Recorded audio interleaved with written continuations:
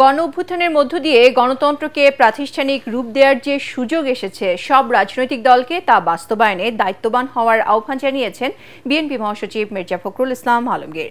রাজধানীতে এক অনুষ্ঠানে তিনি বলেন, যত দ্রুত নির্বাচিত সরকার প্রতিষ্ঠা করা যাবে দেশের জন্য তত মঙ্গল হবে।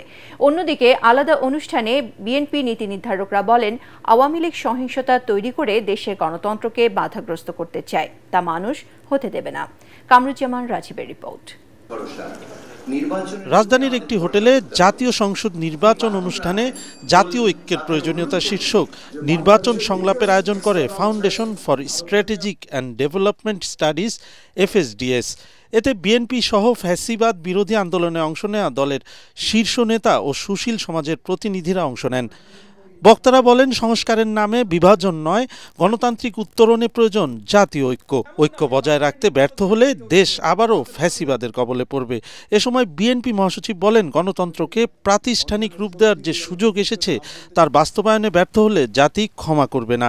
যে বিতর্কগুলো তৈরি হচ্ছিল নির্বাচন নিয়ে, সেই বিতর্কের মধ্যে আজকে প্রফেসর ইউনূসের বক্তৃতা অত্যন্ত রাষ্ট্রনায়কিত উচিত হয়েছে এবং তিনি যে আজকে 4 দফার কথা বলেছেন, এটা মেনে নিয়ে আমাদের সকল রাজনৈতিক দলের উচিত এখন ইলেকশনের দিকে আগানো এবং আর কোনো জটিলতা তৈরি না করা। এখানে বিএনপি সহ বড় রাজনৈতিক দলগুলোকে কিন্তু সরকার আইন শৃঙ্খলা বাহিনীর চেয়ে বেশি কার্যকর ভূমিকা পালন করতে হবে, কিন্তু রাজনৈতিক দলগুলোর সেই দায়িত্বশীল আচরণ, তাদের নেতাকর্মীদের প্রতি সেই ইনস্ট্রাকশন আমরা কিন্তু লক্ষ্য করছি না। প্রধান উপদেষ্টা যে বক্তব্য দিয়েছেন, এর মধ্যে তো দ্বিমত থাকতে পারে।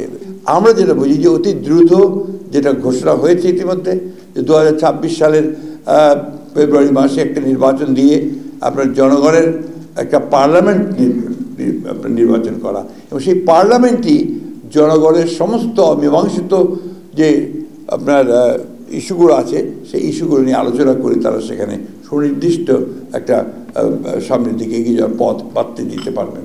অন্যদিকে দুপুরে চেয়ারপারসনের গুলশান কার্যালয়ে ফ্রান্সের নতুন রাষ্ট্রদূতের সাথে বিএনপির প্রতিনিধি দলের বৈঠকের পর সংবাদ সম্মেলনে স্থায়ী কমিটির সদস্য আমির খসরু মাহমুদ চৌধুরী বলেন, বিশৃঙ্খলা সৃষ্টি করে নির্বাচন ঠেকানো যাবে না। যারা নির্বাচনকে বাধাগ্রস্ত করতে চায়, যারা বাংলাদেশে জনগণের মালিকানা ফিরিয়ে দিতে চায় না, যারা গণতান্ত্রিক অর্ডার চায় না বাংলাদেশে, তো তাদের কর্মকাণ্ডের জন্য কি আমরা নির্বাচন ব্যবস্থা বন্ধ করে দেবো এখন?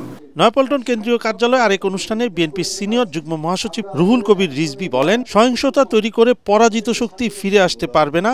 গণতন্ত্র বিরোধী ষড়যন্ত্র ঠেকাতে সুষ্ঠু নির্বাচনের বিকল্প নেই।